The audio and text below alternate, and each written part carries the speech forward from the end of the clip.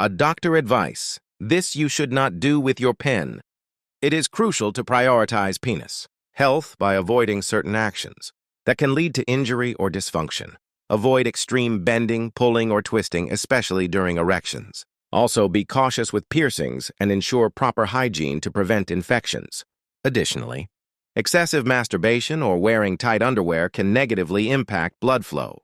Here's a more detailed list of things to avoid. 1. Extreme bending or twisting.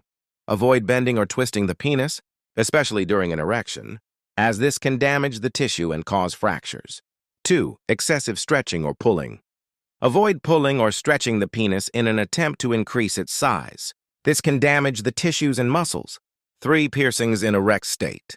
If getting a piercing, ensure it's done when the penis is not erect to minimize the risk of injury or damage to the erectile tissue.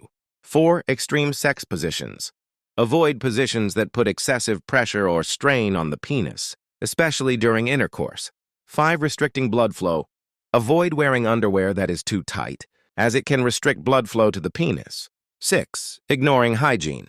Maintain proper hygiene by cleaning under the foreskin regularly to prevent infections and potential penile cancer, although rare. 7. Smoking. Smoking can negatively impact erectile function and overall sexual health. 8. Using illegal substances. Avoid using drugs or substances that can cause erectile dysfunction or damage the penis. 9. Ignoring pain or discomfort. If experiencing pain, swelling, or other unusual symptoms, seek medical attention promptly. 10. Using penis pumps incorrectly. Use penis pumps according to instructions and under the guidance of a healthcare professional. 11. Believing false information.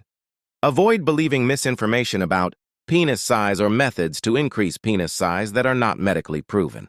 12. Neglecting overall health.